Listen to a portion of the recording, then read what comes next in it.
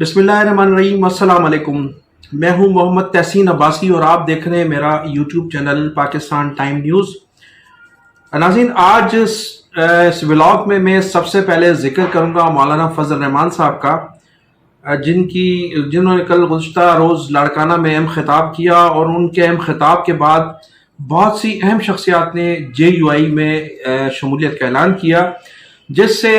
जिन शख्सियात ने इसमें ऐलान किया है JUI में, उससे पाकिस्तान पीपल्स पार्टी को लाड़काना डिवीज़न में खासा धचका लगा है।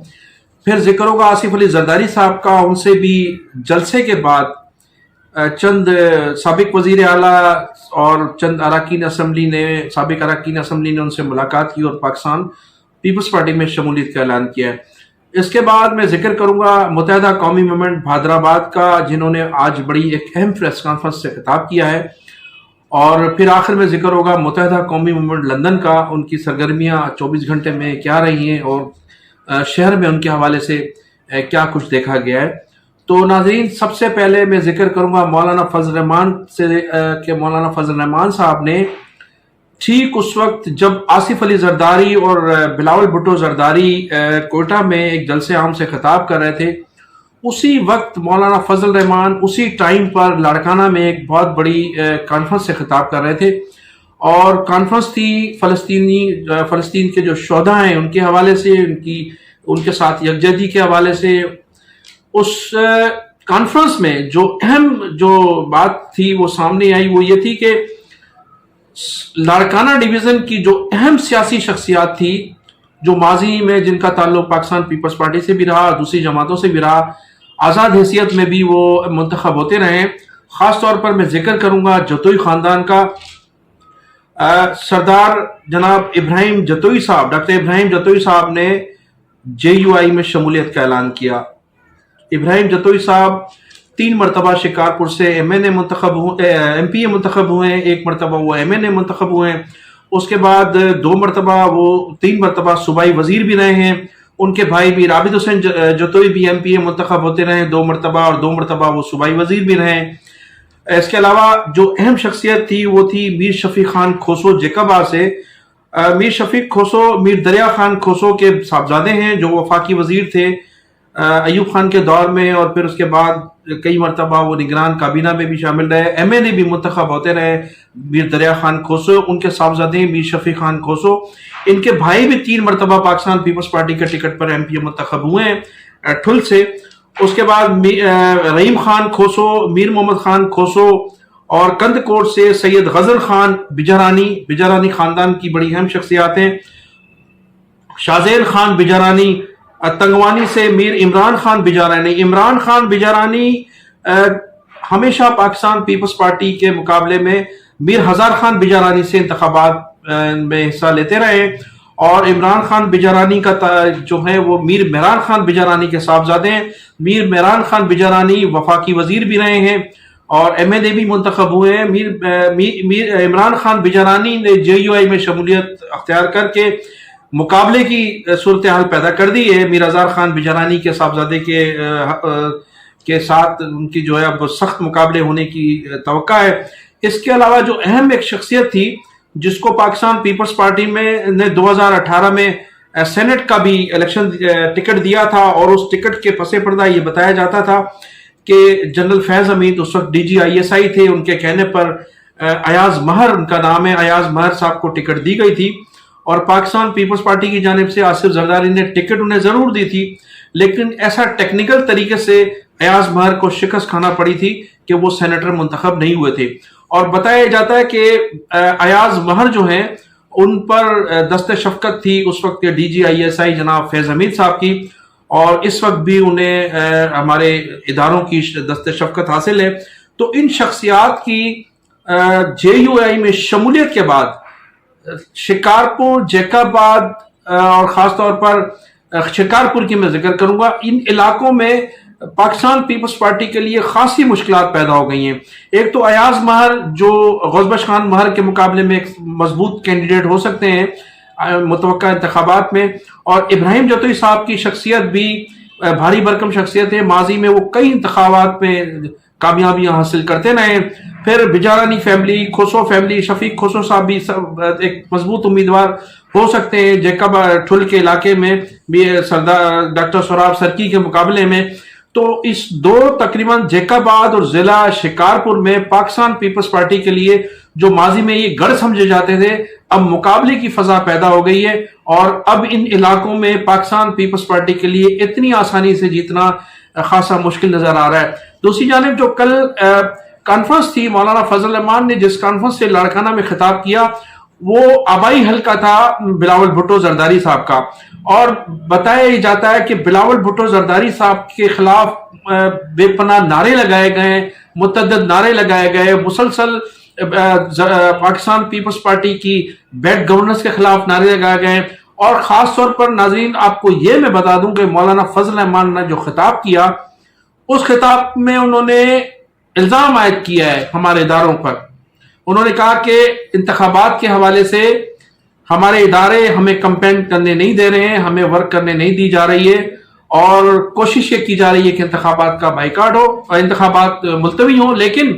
ہم انتخابات میں حصہ لیں گے جب بھی ہوں انتخابات، اگرچہ ہمارے لیے اس موسم میں انتخابات میں حصہ لینا خاصا مشکل ہے، اور جو ہمارے حلقے ہیں جہاں ماضی میں ہم لوگ کئی بار انتخابات جیت چکے ہیں، وہاں ان حلقوں میں جو موسم ہے وہ اس بات کی اجازت نہیں دیتا کہ انتخابات ہوں. لیکن اس کے باوجود بھی اگر انتخابات ہوئے تو ہم انتخابات میں ضرور حصہ لیں گے. اب مولانا فضل الرحمان صاحب کی تقریر میں جو یہ لفظ تھا کہ اگر انتخابات ہوئے، تو یہ ایک سوالیہ نشان بن گیا ہے. اور اب دیکھنا یہ کہ انتخابات کے حوالے سے جو مختلف زاویوں سے، مختلف ذرائع سے جو خبریں آ رہی ہیں کہ انتخابات ملتوی ہو سکتے ہیں یا انتخابات نہیں ہو سکتے، اب دیکھنا یہ ہے کہ چونکہ الیکشن کمیشن آف پاکستان نے کل اس کی تردید بھی کی ہے، اور ایسے یوٹیوبرز پر یا چینلز پر یہ احکامات صادر فرمایا کہ جن چینلز پر، جن یوٹیوبرز پر انتخابات کے حوالے سے کوئی ابہام پیدا کیا جائے گا ان کے خلاف کارروائی کی جائے گی. جبکہ الیکشن کمیشن آف پاکستان نے تقریباً 12,75,000 ووٹر لسٹ بھی جو ہے وہ چھپوا دی ہیں، اور جو سب سے بڑا مین کام تھا ووٹر لسٹوں کی چھپائی کا وہ مکمل ہو چکا ہے. لیکن اس کے باوجود بھی مولانا فضل الرحمان صاحب کی جانب سے یہ کہنا کہ اگر انتخابات ہوئے تو ہم حصہ ضرور لیں گے، تو یہ ایک سوالیہ نشان ضرور بن گیا ہے. اور کل کا جو جلسہ تھا مولانا فضل الرحمان کا، اس سے پاکستان پیپلز پارٹی کے لیے خاصی دشواریاں ضرور پیدا ہو گئی ہیں، اور پاکستان پیپلز پارٹی کے لیے ایک جو ہے بڑا چیلنج پیدا ہو گیا ہے ان دو اضلاع میں. اب میں ناظرین ذکر کروں گا آصف علی زرداری صاحب کا. تو آصف علی زرداری صاحب نے کل جلسے کے بعد جن لوگوں سے ملاقات کی، ان میں سابق وزیر اعلیٰ عبدالقدوس بزنجو تھے، اور سرفراز ڈومکی تھے، نصیب اللہ مری، ہربیار ڈومکی، لیاقت لہڑی، ولی خان اچکزئی، علاؤدین کاکڑ، ان تمام لوگوں نے، ان میں سے چند اراکین سابق اراکین اسمبلی ہیں، اور عبدالقدوس بزنجو جو ہے وہ وزیر اعلیٰ رہے 2 مرتبہ بلوچستان کے، ان لوگوں نے آصف زرداری صاحب کے ساتھ ملاقات کے بعد پاکستان پیپلز پارٹی میں شمولیت کا اعلان کیا ہے. اور بتایا جاتا ہے کہ عبدالقدوس بزنجو صاحب نے یہ فرمایا کہ ان کے ساتھ مزید اور لوگ بھی شامل ہونے کے لیے تیار ہیں، اور وہ جلد پاکستان پیپلز پارٹی میں شامل ہونے کا ارادہ رکھتے ہیں. تو عبدالقدوس بزنجو بھی کے ساتھ بھی ایک اچھی ٹیم موجود ہے. عبدالقدوس بزنجو نے جب پاکستان پیپلز پارٹی جوائن کی ہے، اور اس کے ساتھ جو ساتھی آئے ہیں، اس سے محسوس ہوتا ہے کہ مسلم لیگ نون کو اب سافٹ کارنر نہیں ملے گا بلوچستان میں، اور اب بلوچستان میں بھی آگے چل کر اگر چند مزید لوگ پیپلز پارٹی میں شمولیت اختیار کرتے ہیں تو پھر مسلم لیگ نون اور پاکستان پیپلز پارٹی کے درمیان سخت مقابلہ ہو سکتا ہے. اب میں ذکر کروں گا متحدہ قومی موومنٹ کا. تو متحدہ قومی موومنٹ بہادر آباد کے آج مصطفیٰ کمال صاحب نے اور ڈاکٹر مقبول صاحب نے جو اپنی پریس کانفرنس کی، اہم پریس کانفرنس، اس میں انہوں نے الزام عائد کیا ہے الیکشن کمیشن آف پاکستان پر کہ انہوں نے جو سندھ میں حلقہ بندیاں کی ہیں اس میں مہاجر ووٹوں کو توڑ دیا گیا ہے. خاص طور پر انہوں نے ذکر کیا سکھر کا، پھر انہوں نے ذکر کیا حیدرآباد اور نواب شاہ. انہوں نے کہا کہ جو ہماری ماضی میں سیٹیں ہوا کرتی تھی، جو ہمارا ووٹ بینک تھا، وہ ایک پری پلاننگ توڑ دیا گیا ہے. شہروں میں گوٹھوں کو ملا کر ہماری سیٹیں ختم کرنے کی کوشش کی گئی ہیں. اچھا، اس پریس کانفرنس میں آپ کو بتاتا چلوں ناظرین، ایک طرف تو مصطفیٰ کمال جب یہ پریس کانفرنس کر رہے تھے تو انہوں نے کہا کہ ہم ہر حال میں انتخابات میں، ابھی ذکر نہیں ہوا تھا انتخابات کا، اور وہ یہی الزام عائد کر رہے تھے کہ جو چوہان صاحب ہے صوبائی الیکشن کمشنر، انہوں نے متحدہ قومی موومنٹ کے خلاف سازش کی ہے، اور صوبائی الیکشن کمشنر جو ہیں پاکستان پیپلز پارٹی کے کارکن ہیں، انہیں ماضی میں پاکستان پیپلز پارٹی نے نوکری دی تھی اور پھر یہ آج الیکشن کمشنر ہیں، تو یہ پیپلز پارٹی کے ورکر کی حیثیت سے کام کر رہے ہیں۔ انہوں نے صوبائی حکومت پر بھی الزام عائد کیا اور صوبائی وزراء پر بھی انہوں نے الزام عائد کیا کہ وہ بھی پاکستان پیپلز پارٹی کی بی ٹیم کا کردار ادا کر رہے ہیں۔ تو اس کے باوجود بھی ہم انتخابات میں حصہ لیں گے۔ دوسری جانب جب ڈاکٹر خالد مقبول صدیقی نے اپنی تقریر کا آغاز کیا، اپنی پریس کانفرنس کا آغاز کیا، تو انہوں نے ایک دو لفظوں میں جو کوئی کہنا چاہ رہے تھے کہ ہم ان حالات میں انتخابات میں حصہ نہیں لیں گے، تو فوری طور پر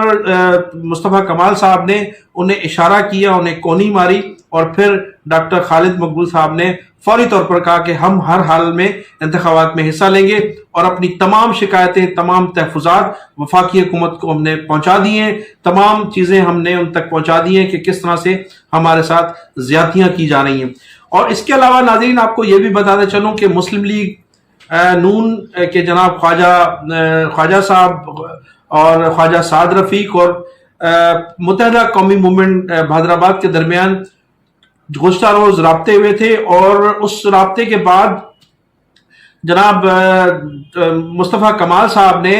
مسلم لیگ نون کی جانب سے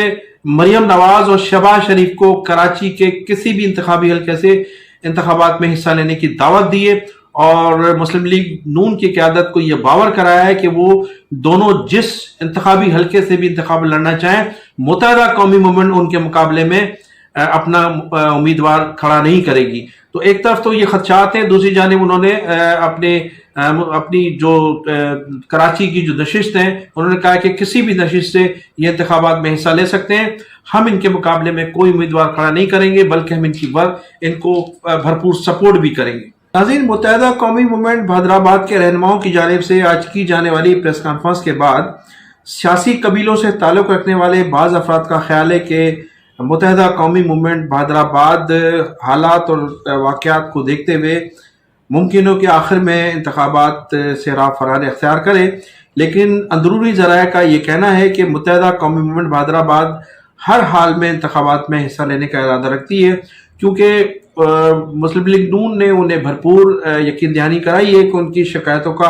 ازالہ بھی کیا جائے گا، اور ان کی مرضی و منشا کے مطابق ان کو سہولیات فراہم کی جائیں گی۔ پھر یہ بھی کہا جاتا ہے کہ چونکہ مسلم لیگ نون کے ساتھ ان کا انتخابی اتحاد ہے، اور اس کے علاوہ جو جے یو آئی جو جس پیمانے پر اپنی تنظیم سازی کر رہی ہے سندھ میں، اور جن لوگوں کو انہوں نے جے یو آئی میں جوائن کرائی ہے، اس کے علاوہ جے ڈی اے نے جس طریقے سے منظم طریقے سے وہ آگے بڑھتے جا رہے ہیں، تو متحدہ قومی موومنٹ جو ہے وہ انتخابات کا بائیکاٹ نہیں کرے گی۔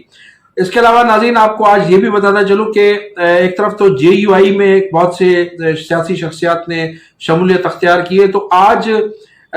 حضرت پیر پگاڑا صاحب سے جو فنکشنل مسلم لیگ کے سربراہ ہیں، سابق وزیر اعلیٰ ڈاکٹر غلام ارباب رحیم نے بھی ملاقات کی ہے۔ اگرچہ اس سے قبل ان کے بیٹے نے انہیں ان کے حلقے میں جا کر ایک جلسے عام سے خطاب کے دوران مسلم لیگ فنکشنل میں شامل ہونے کی دعوت دی تھی، شمولیت کے لیے ان سے کہا گیا تھا، ان سے ریکویسٹ کی گئی تھی، لیکن آج کنگری ہاؤس کے ذرائع نے یہ بتایا ہے کہ انہوں نے